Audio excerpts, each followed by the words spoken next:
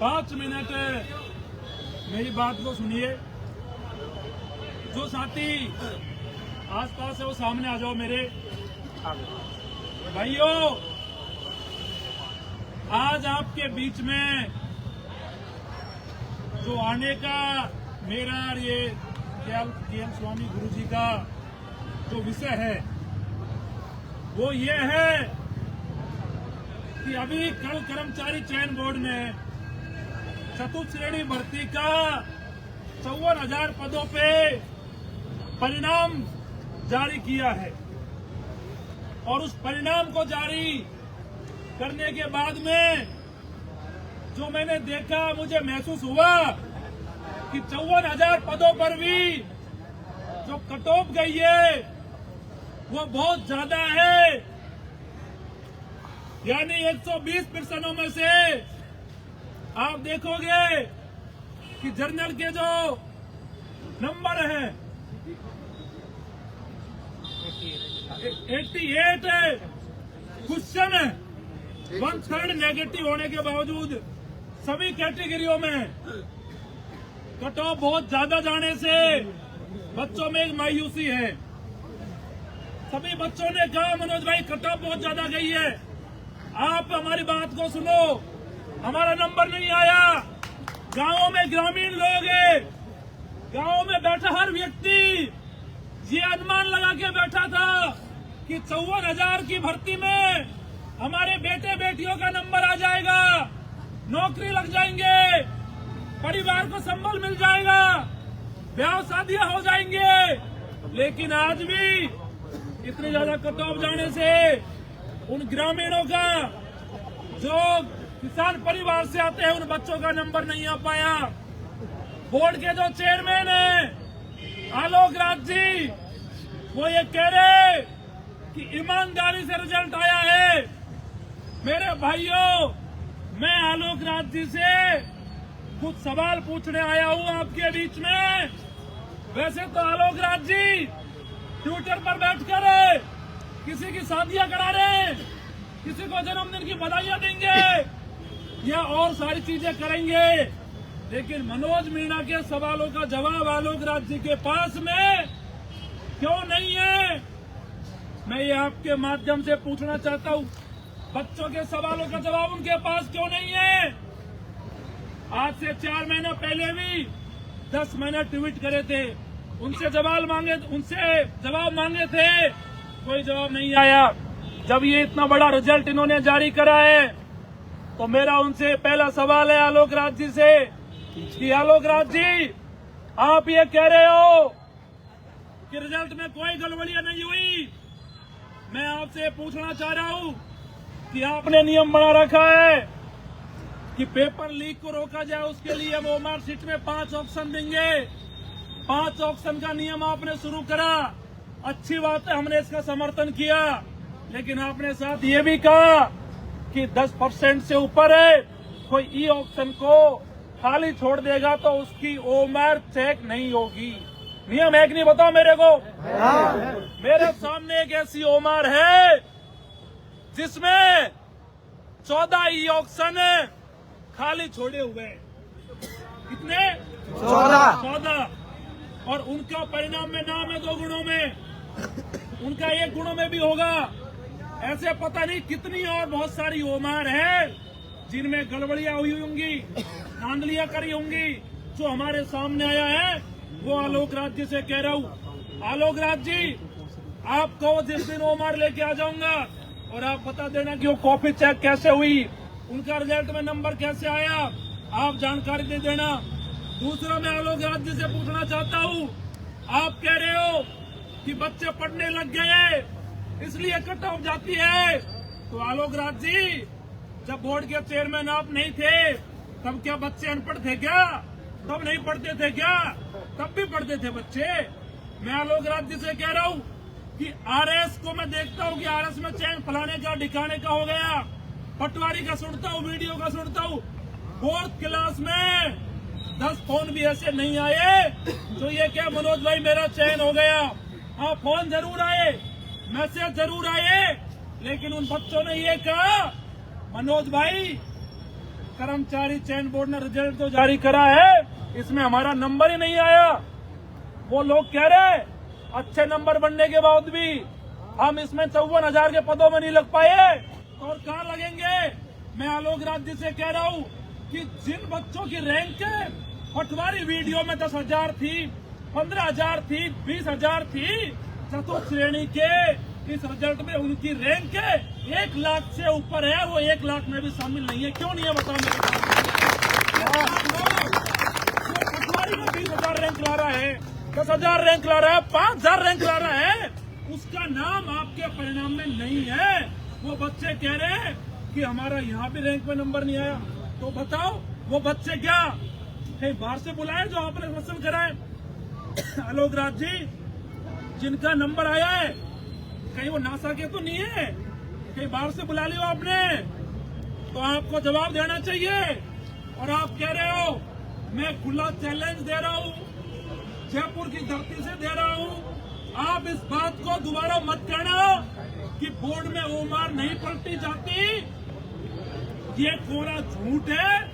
2020 चयन डिप्लोमा की भर्ती मैं आलोक राज जी को याद दिला रहा हूँ, ओमारे होटलों में भरी गई और उस मामले में कर्मचारी चयन बोर्ड का होम गार्ड आज भी सस्पेंड है। यूपी पुलिस ने उस पर मुकदमा दर्ज करा, क्योंकि जो ओमार सीट होती है इनकी जांच करने की एजेंसियों के ठेके भी बाहर की कंपनियों को मिलते हैं। और 2020 में ओमारों का जब जांच हो रही थी उस समय चयन भर्ती की, तो वो कंपनी यूपी की थी और उस कंपनी के ऊपर ये केस हुआ और कर्मचारी चयन बोर्ड के कर्मचारी सस्पेंड है ओमार बनाने के आरोप में। और आपको सबूत दे के आया, आपकी टेबल पे केस चल रहा है एसओजी में, आज भी एक जयन को पकड़ा गया 2020 की भर्ती में। तो मेरे को ये बताओ, जो नीचे का स्टाफ है 2020 में भी वही था आलोक राज जी, या नया आया वही है?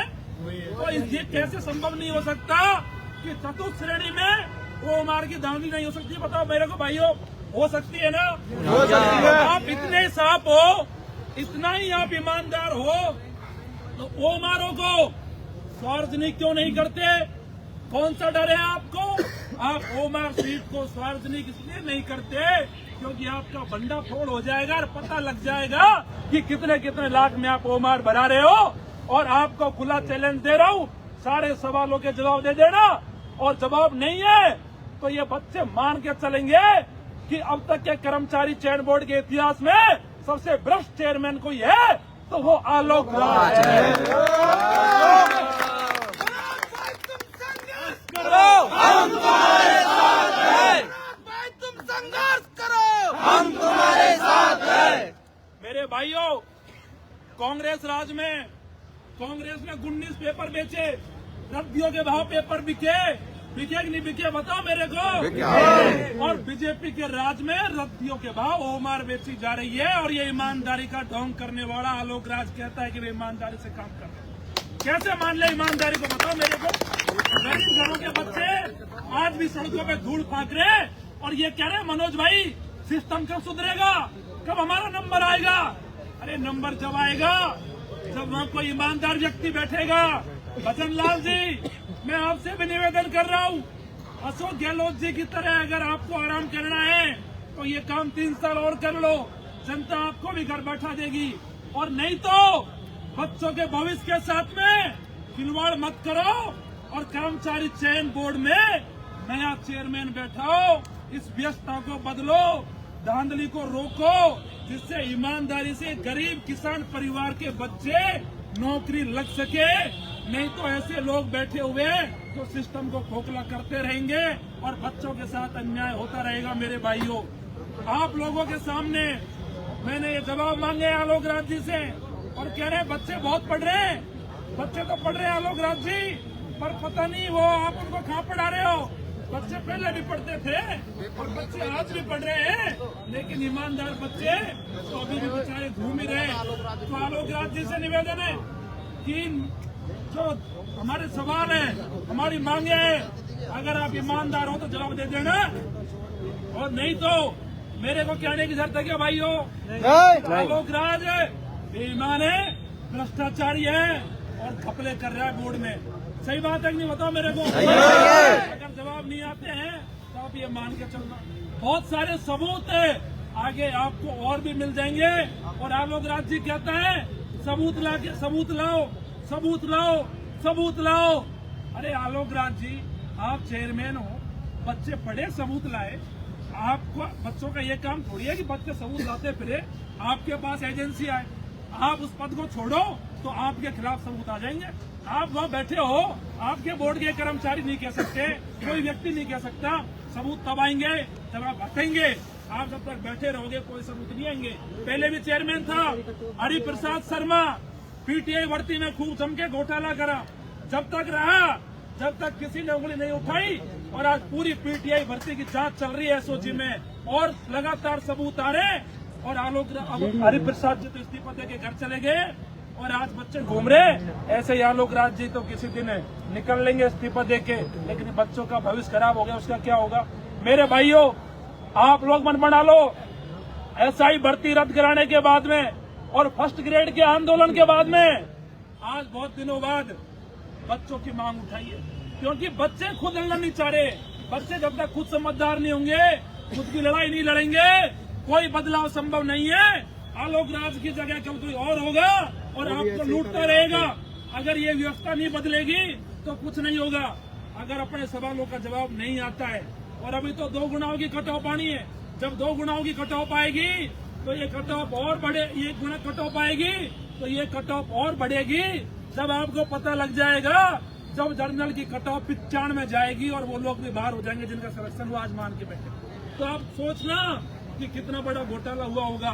तो मेरे भाइयों, आप लोग आगे तय कर लेना, आप लोग तय कर लेना कि ऐसे भ्रष्टाचारी चेयरमैन के खिलाफ लड़ना है कि घर बैठना है, कि ऐसे ही इंतजार करना है कि हमारी नौकरी कल लगेगी, परसों लगेगी, तरसों लगेगी। ऐसे नंबर नहीं आने वाला। मन बना लो, मेरे को कह देना मनोज भाई हम तैयार हैं, लड़ेंगे। मन नहीं बनेगा, नहीं लड़ोगे, कोई नहीं पूछेगा। मनोज मीणा को तो आवाज लगा देना, मैं तो आपको एक आवाज में खड़ा मिलूंगा। हर गरीब किसान की आवाज के लिए दिन रात भाग रहा हूँ, मेहनत कर रहा हूँ। कोई भी व्यक्ति कह देता है, उसको न्याय दिलाने के लिए हमेशा खड़ा मिलता हूँ। मेरे भाइयों, आप भी कह देना कि मनोज भाई लड़ाई लड़नी है। आलोक राज जी ने जवाब नहीं दिए, मैं आपके लिए आ जाऊंगा। और आलोक राज जी को मैं समय दे रहा हूँ और इंतजार करूंगा कि आपको 5 दिन का समय, 5 दिन में आप जवाब दे देना। और 5 दिन में आप पे जवाब नहीं लगे तो मनोज मीणा आपको बेईमान मान लेगा कि आपने ईमानदारी से काम नहीं करा। मेरे पास ये कहने आपके बीच में आया हूँ मैं आज। बाकी जब भी मुझे बेरोजगार युवा, नौजवान, युवा, किसान कभी भी याद करेगा तो आधी रात में भी आपके लिए खड़ा मिलूंगा। चाहे मुझे मरना पड़े, चाहे जान देनी पड़े, कभी कोई लड़ाई में पीछे नहीं हटेगा। मनोज मीणा आपके लिए हमेशा संघर्ष करो, हम तुम्हारे साथ हैं। तुम संघर्ष करो, हम तुम्हारे साथ हैं। आलोक राज इस्तीफा दो, इस्तीफा दो, इस्तीफा दो। मैं कहूंगा हमारे गुरुजी जो एक ऐसे व्यक्ति है जो निकल के आए, इनका अनुभव है, बहुत बच्चे इन्होंने पढ़ाए। और जब इनको पता है कि पेपर का लेवल इतना हार्ड था और उसमें ये कट ऑफ जारी है, आरएस का सा पेपर बना दिया चतुर्थ श्रेणी का, और जब कट ऑफ इतनी जारी है, बच्चे कहाँ से लगेंगे। मैं कहूंगा एक बार कि गुरुजी से कि वो भी अपनी पीड़ा को बताए, अपनी बातों को बताए कि बच्चों का सिलेक्शन क्यों नहीं हुआ। सभी भाइयों को नमस्कार। नमस्कार सर। मैं पिछले लगभग 10 सालों के तजुर्बे से ये बता रहा हूँ कि अभी 4th ग्रेड का पेपर वाकई बहुत टफ लेवल का पेपर था। और इतने टफ लेवल के पेपर में जिसमें 54,000 सीटें हों और इतनी ज्यादा कट ऑफ जाना बिल्कुल अप्रत्याशित है। मतलब यहाँ जमीन आसमान का अंतर है और बड़े लेवल का, बड़े स्तर का इसमें घोटाला हुआ है। और मैं आप लोगों को बता दूं, लगभग सभी मुद्दे अभी मनोज भाई ने उठा दिए हैं। लेकिन कोई भी आंदोलन मुकाम तक तब पहुंचता है जब पीड़ित व्यक्ति अपनी आवाज को बुलंद करता है। आप लोगों ने देखा होगा पिछले कई सालों में कई ऐसे केसेज मनोज भाई ने सुलझाए हैं या पीड़ित लोगों की आवाज उठाई है। तो मनोज भाई अगर आप लोगों के आह्वान पे यहाँ आए हैं तो बिना आप लोगों की ताकत के हम कोई भी ये लड़ाई नहीं लड़ सकते हैं। तो मुझे लगता है कि अगर वास्तव में आप लोगों को लगता है कि हमारे साथ अन्याय हुआ है, आप ऐसे ही तैयारी करते रह जाएंगे, लेकिन आपका सिलेक्शन नहीं होगा अगर इस प्रकार से धांधली होती जाएगी। तो आप लोगों को एकजुट होना है और एकजुट होकर अपनी लड़ाई को बुलंद करना है। और ये नेतृत्व जो है इस लड़ाई का भाई मनोज मीणा जी करेंगे और हम सब लोग इनके साथ रहेंगे। आज 5 दिन का समय आलोक राज जी को दे दिया है।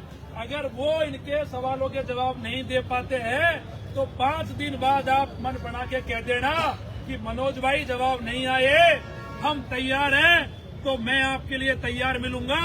और एक ज्ञापन मेरे को भाइयों ने और दिया है कि अभी कर्मचारी चयन बोर्ड ने एलडीसी की 10,644 पदों पे भर्ती निकालने को लेकर विज्ञप्ति जारी करी है। लेकिन ये जो भर्ती होगी ये पुरानी वाली जो सीईटी थी 10+12 वाली, उससे आयोजित करा रहे जो 2024 में हुई थी। तो मैं निवेदन करूंगा भजनलाल सरकार से कि आलोक राज जी से कहे कि ये नई सीईटी करवाए और एलडीसी की इस भर्ती में नए बच्चों को बैठने का मौका मिले, क्योंकि हर साल में सीईटी का आयोजन होना है लेकिन बोर्ड सीईटी का आयोजन नहीं करा पा रहा, तो ये बच्चे नहीं बैठ पाएंगे। इनका भविष्य ठीक हो सके, ये एलडीसी बन सके, एग्जाम में बैठ सके, तो इसको लेकर भी सरकार और बोर्ड संज्ञान ले। और नहीं आने वाले दिनों में भजनलाल जी युवाओं का गुस्सा फूटेगा, आलोक राज जी युवाओं का गुस्सा फूटेगा। ना तो भजनलाल जी की कुर्सी बचेगी और ना आलोक राज जी की बचेगी। और राजस्थान का जैन जी एक दिन उठ खड़ा होगा और सरकारों से सवाल पूछेगा। जब ये सरकार और कर्मचारी चयन बोर्ड के अध्यक्ष भागते फिरेंगे, मेरे भाइयों, मुंह धुआते फिरेंगे। आज अगर युवाओं के सवालों के जवाब नहीं दिए जाते हैं तो जो भी मेरे साथी आए सभी को बहुत बहुत धन्यवाद है। और नारा लगाएंगे जोर से, इंकलाब जिंदाबाद, इंकलाब जिंदाबाद। बहुत बहुत धन्यवाद।